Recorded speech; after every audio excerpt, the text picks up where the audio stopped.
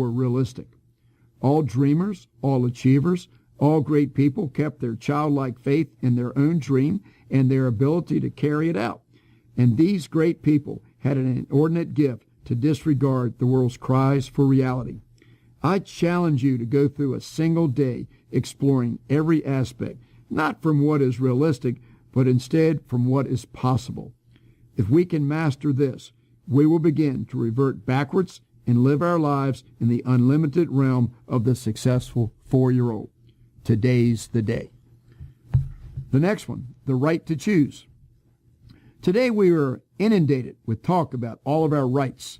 We hear about civil rights, equal rights, women's rights, minority rights, and many other worthwhile principles. But when you come right down to it, you and I only have one right in this world, and that is the right to choose. I'm going to repeat that. But when you come right down to it, you and I only have one right in this world, and that is the right to choose.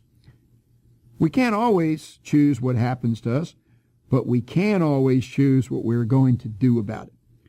You are where you are in every area of your life because of the choices you have made in the past.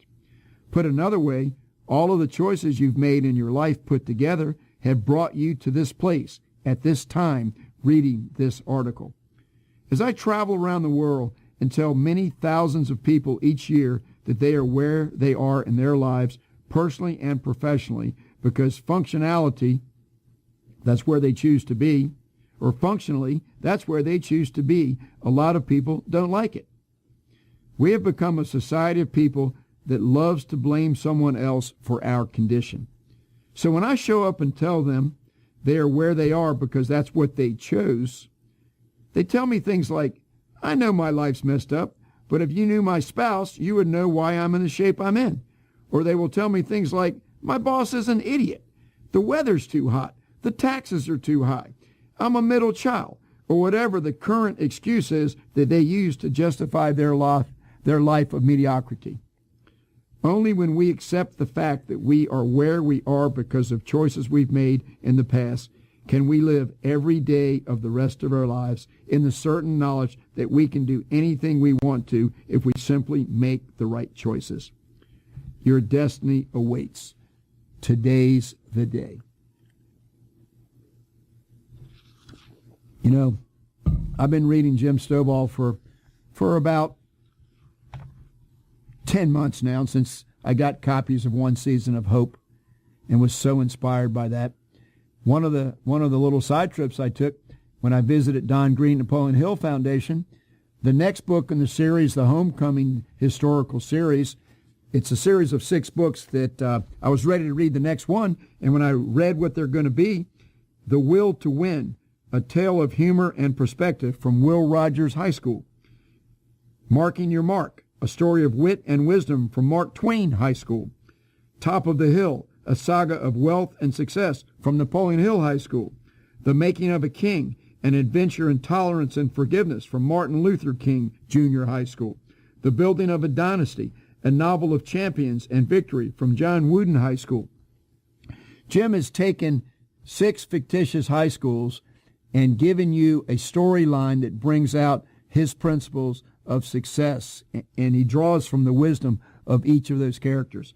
In the book that I'm reading here, One Season of Hope, it takes place at Harry S. Truman High School, and every chapter starts with a quote from Harry S. Truman, a great man of wisdom, and then the book unfolds. So when I finished One Season of Hope, and it affected me the way that it did, and I cried, and I called Jim Stovall because I was so emotionally touched, I wanted to know where I could get the next book. Well, they hadn't been written yet, but the next book that he was coming out with was called Top of the Hill. It's the Napoleon Hill story. It takes place in Napoleon Hill High School, where the students all embrace the principles of Napoleon Hill. Well, one of the greatest things that I ever had as a surprise, I visited Don Green one day for an appointment, and he had a change. He had to go back to his house to take care of the garage door where he had some maintenance men come. And I said, well, that's fine. Let me just, you got anything I can read? Anything I can read. I'm at the Napoleon Hill Foundation, and there's hundreds and hundreds of books written by Napoleon Hill. But Don Green went over to his bookcase, and he picked out a review copy that hadn't been published yet, Top of the Hill, that he had been asked to proofread for Jim Stovall. And he gave me that copy. And so for 2 hours, I sat there underneath a tree in a lawn chair on a beautiful day waiting for Don to come back, and I read Top of the Hill. The next time I called Jim Stovall, he was very surprised when I shared with him that I just finished reading Top of the Hill, and I just loved every word of it. So my life has taken some very, very interesting twists and turns as I've been connected with Don Green. He introduced me to Jim Stovall, and that's kind of the way my life is going. To go back to the trip for a second when I went to Powder River Correctional, that freed me up because I knew then that when I went inside that prison and I spoke my message, that I no longer was given the message of Steve Coplon. I was given the message of Steve Coplon, Jim Stovall, Don Green, Robin Kasarjian, Viktor Frankl. I am just so blessed to share a message that is the same message that these other people are giving. And it's basically knowing your purpose, and going after it and never quitting, getting focused and going out there. But what Jim Stovall gave me was to eliminate distractions, to just know the value of things. The next article that I want to read here is Keeping Up with the Joneses. As you may know, when I am not pursuing my passion or speaking, writing books, making movies, and developing these columns each week, I'm in the television business. It is important for you to understand how the media and big business views you. You, by virtue of the fact that you are breathing, are lovingly known as a consumer. Consumers in the minds of media and big business exist for the sole and singular purpose of buying goods and services. Whether you buy the appropriate goods and services is not nearly as important in their minds as how much and how often you buy. For example, in the television business, programming or the show you watch is nothing more than a vehicle designed to keep you tuned in to the next commercial. Your newspaper is filled with ads, and your mailbox is stuffed with notices from companies clamoring for you to buy their trinkets. If you are not happy now, there is no specific thing that you are going to purchase that will make you happy. Don't confuse having with being. Please understand that this is, in and of itself, nothing wrong. I apologize. Please understand that there is, in and of itself, nothing wrong with working hard to acquire goods and services that you want. This is the American way. It is indeed what makes our economy and world go round. But don't be confused with the things you really want out of this life and the things that big business and the media tell you that you want. We are bombarded with messages that tell us if we can only drive the right car or wear the right brand of jeans or drink the right beverage, we will have indeed arrived. If you are not happy, there is no specific thing that you are going to purchase that will make you happy. Don't confuse having with being. The media would tell you that having goods and services is the ultimate in this life. The reality is having comes from doing, and doing comes from being. Resolve to be the kind of person you want to be, who will then do the kinds of things that you wish to do in this life that can result in your having the things that you really want. Focus on the being, not the having, and you will find happiness as well as all the consumer goods and services your heart might desire. Make sure the things you pursue are those things you really want, not your attempt to keep up with the mythical Joneses. Today's the day. Okay. Here's the next one. The things we do. From time to time, it is productive to examine why we do the things we do. Not so much the big things, but the day-to-day tasks that account for many of our professional and personal hours. Too often we get caught up in doing things the way we've always done things, or doing things the way we were told, or doing them the way the manual said to do them. In the vernacular, this is known as thinking in the box. While there is certainly nothing wrong with doing routine tasks in a routine way, periodically we need to examine why we do them, particularly in light of our goals and objectives. We've all heard the story of the mother baking a holiday ham for Easter. Before she put it in the pan, she cut the end off the ham and set it aside. Her young daughter, who was working with her in the kitchen, asked a logical question. Why do you cut the end off the ham before you put it in the pan? The mother replied, "That's the way we've always done it." The young daughter, not being subject to the mental paralysis that most of us live with, inquired as to why it had always been done that way. Forced to think about it, the mother realized she didn't know. It was simply the way she had been taught by her mother. During the elaborate dinner, the mother turned to her mother and asked why she had cut the end off the pan before putting it, why she had cut the end off the ham before putting it in the pan. The response was much as you would expect. That's the way we always did it. When the question why persisted, she decided to go to the phone and call her mother, who was living in a retirement home.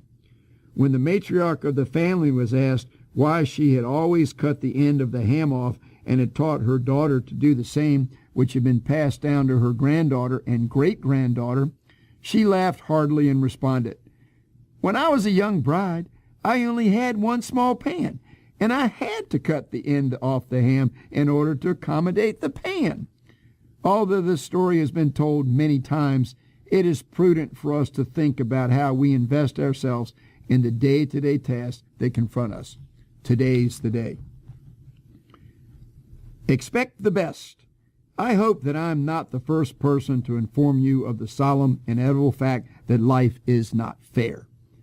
Unfortunately, we do not always get what we want or deserve or earn. We do, however, inevitably get what we expect. We move inexorably toward our most dominant thought. It has been said 100 times by great men and women over the last 5,000 years of recorded history that we are what we think about. Many times success or failure become a habit. People who seem to move from tragedy to tragedy in their lives, becoming ever more beaten down, will often be heard to say, "I knew that was going to happen." On the other hand, the winners in every arena of life seem to continue to win time after time and expect it as their due. As we go about our daily lives, it is important to remember that we always find what we're looking for. If you set out today thinking that this is going to be a bad day, shortly things will begin to order themselves to meet your expectation. Conversely, if you set out with an expectation of greatness, this can be one of the greatest days of your life. Ironically, the circumstances may not change, but we always have the result we are seeking. How many great days do we all miss because we are too busy highlighting the negative things around us to revel in the wonderful things life gives us? Please do me a favor. For one day, expect great things to happen. Look for them at every turn and watch them come to pass. By the time you put your head on your pillow, you will have enjoyed an exceptional day. If my system does not work for you, you'll be happy to know it comes with a money-back guarantee, and you will have all the days of the rest of your life to expect, look for, and live through the worst. Life isn't so much what happens to us as it is how we perceive what happens to us. I wish you a life full of whatever you expect. Today's the day. Nothing and everything. My most lasting memory of the Oklahoma tornadoes is of a young father being interviewed on the radio. As he stood with his wife and 2 children on the spot of barren dirt that hours before had been his home and everything he owned, he spoke the words, "I will keep with me always." He said, "We have lost absolutely everything. We have nothing left other than the clothes on our backs." Then, after a brief pause, he continued, "But I guess we are lucky, since our whole family is safe and sound. We have everything important." To have lost everything and still have everything seems contradictory, but it's not. As I reflect on the lessons presented by the young father, I realize that we all spend a lot of time accumulating things that in the final analysis have very little importance. And often we don't understand what is really precious until the last significant things are gone. Until the least significant things are gone. The devastated areas would be rebuilt and restored.